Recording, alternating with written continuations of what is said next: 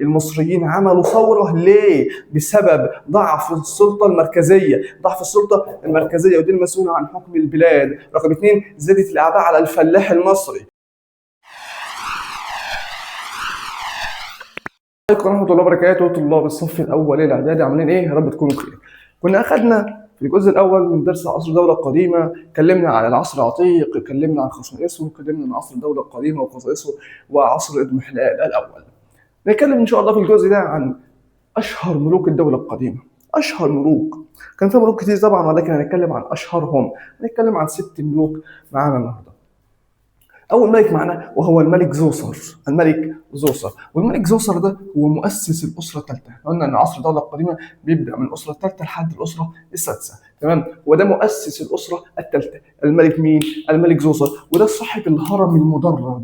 صاحب الهرم المدرج اللي هو بيتكون من 6 مصاطب، من 6 إيه؟ مصاطب. موجود فين؟ موجود على هضبة، موجود في سقارة. في سقارة. يبقى كده صاحب الهرم المدرج المكون من 6 مصاطب وموجود فيه سقارة، ده الملك مين؟ ده الملك زوسر. ده الملك زوسر. تمام.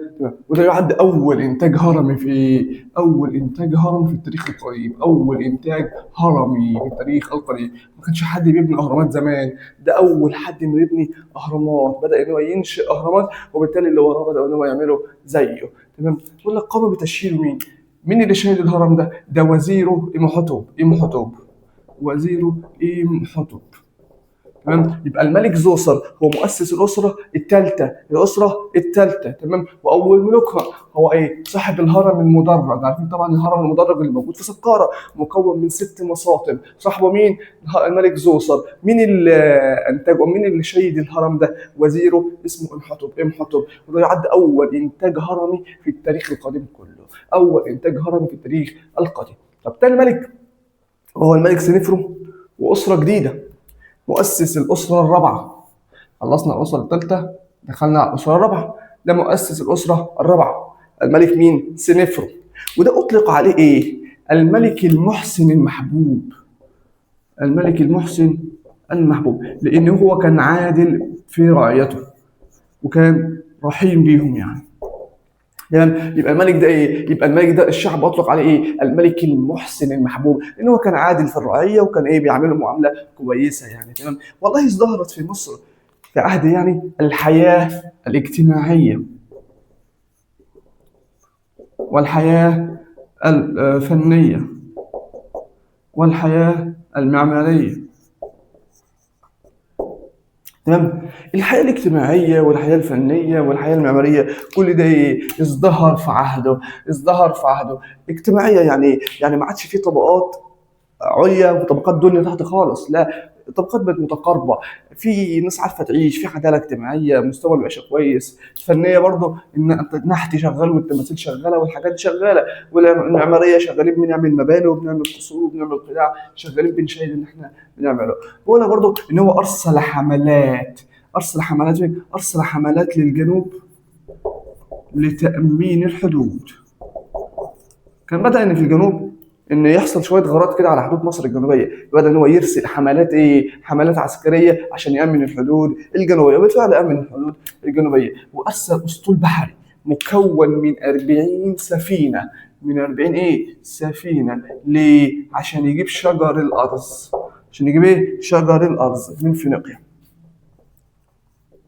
من بلاد من بلاد فينيقيا.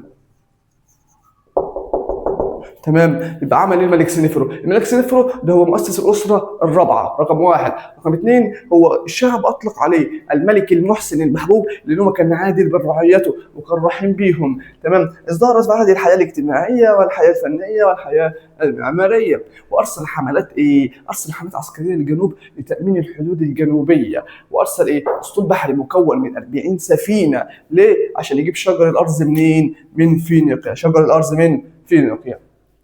طيب نروح ملك تاني وفي نفس الأسرة الرابعة. تاني الملوك بقى، انت أول الملوك سنفرو وتاني الملوك خوفو. تمام. خوفو ده اللي تعرفه عن خوفو؟ أكيد طبعا كلنا عارفين خوفو. هرم خوفو ده شيد الهرم شيد الهرم الأكبر اللي موجود على هضبة الجيزة. هرم موجود في هضبه الايه الجيزه، يبقى شيد الهرم الاكبر الايه الموجود على ايه على هضبه الجيزه، وده يعتبر يعني اعظم ايه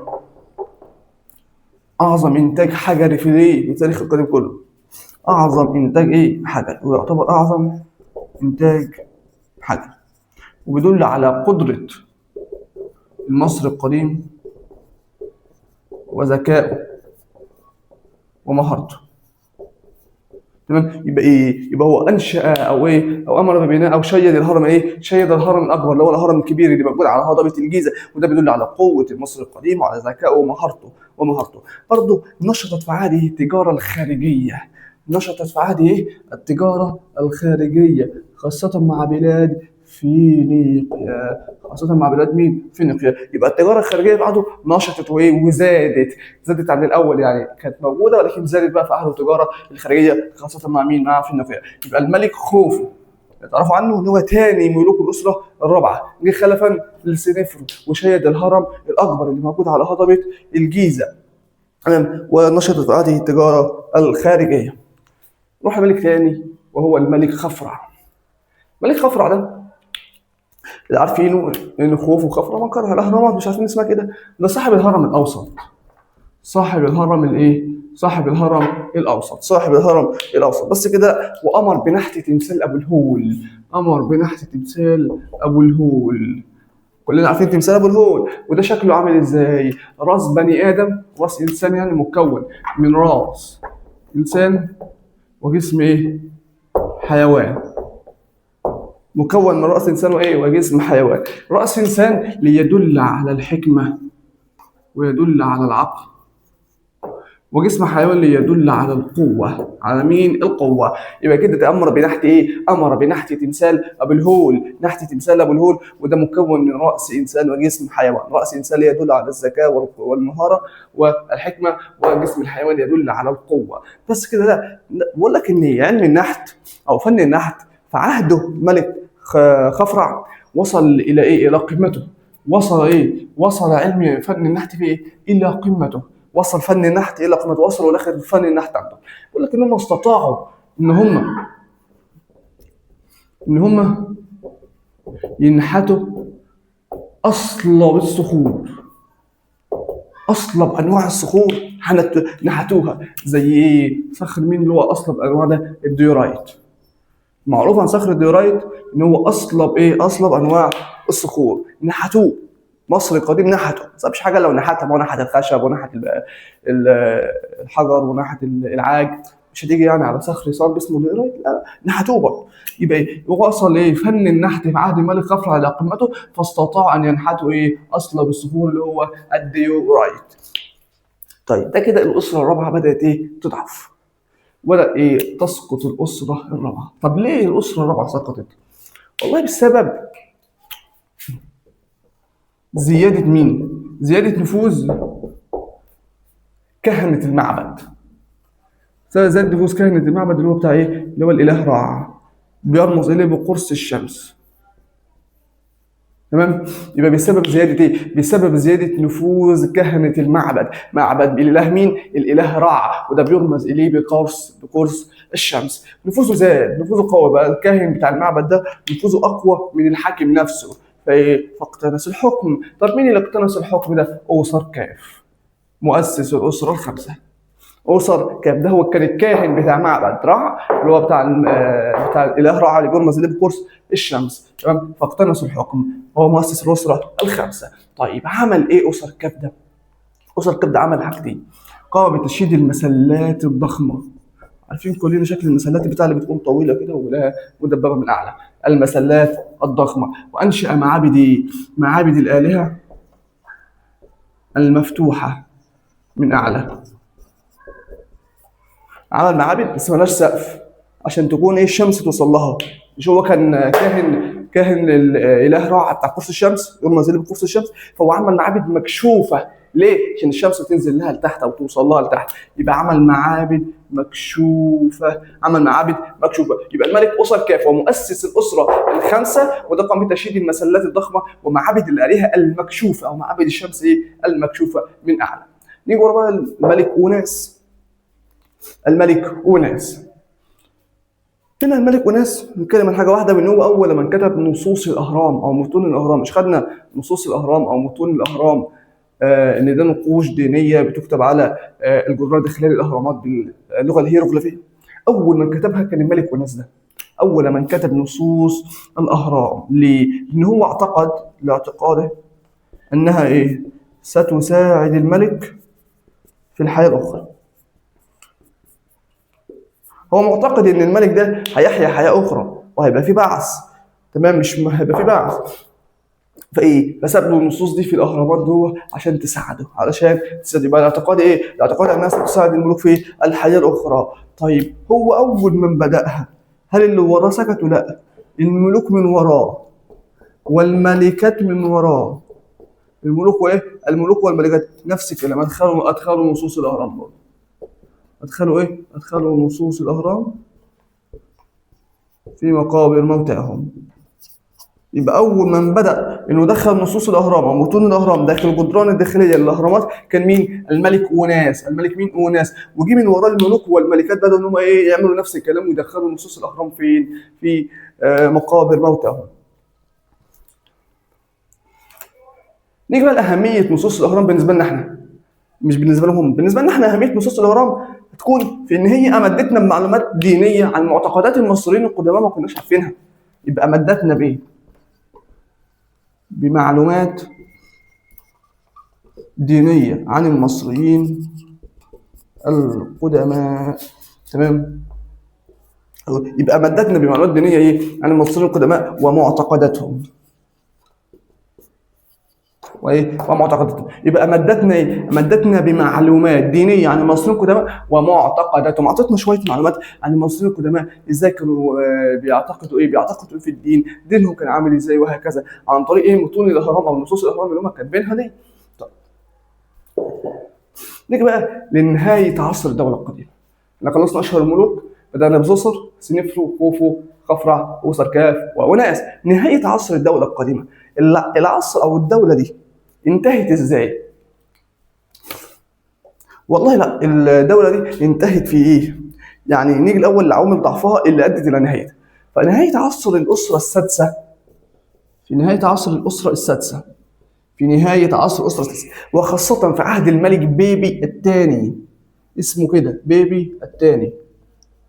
بيبي، اسمه بيبي الثاني. يبقى في نهايه عصر الاسره السادسه اللي هو اصلا اخر اسره من اسره ايه؟ من عصر الدوله القديمه. تمام، اللي هو اخر اسره. تمام، في نهايه الاسره دي وخاصه يعني بالتحديد على عصر الملك مين؟ بيبي الثاني. بيبي الثاني حصل ايه؟ تدهورت مصر الاحوال السياسيه. يبقى تدهورت الاحوال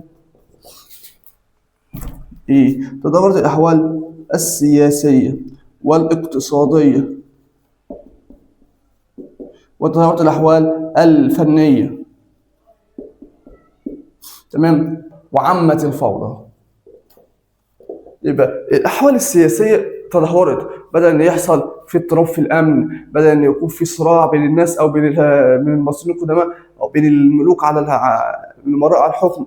الناس كل واحد عاوز يحكم، فكل واحد بيعمل ثورة، أو كل واحد بيطلع بجزء من الجيش اللي معاه عشان يحارب الامير الثاني، عشان كل واحد عاوز ياخد هو الحكم. في مشاكل سياسيه، في عندنا فتن، في عندنا ثورات، وهكذا. الامن مش متظبط، في مشاكل اقتصاديه. ما خلاص بقى، ما انت لما يكون عندك مشاكل اقتصاديه طبيعي يكون عندك مشاكل اقتصاديه، ما انت مش عارف تنظم امورك الداخليه. فايه؟ في مشاكل في الاقتصاد، في مشاكل فنيه. طبعا ما عادش هيكملوا بقى المسيره دي، هيتوقفوا عن النحت وعن النقش وعن الرسم وعن يبقى عمت الفوضى في البلاد. يبقى عندي ايه؟ في نهايه عصر الاسره السادسه، اللي هي اخر اسره من عصر الدوله القديمه، خاصه في عهد الملك بيبي الثاني. بيبي الثاني تدهورت الاحوال الاقتصاديه والسياسيه والفنيه وعمت الفوضى.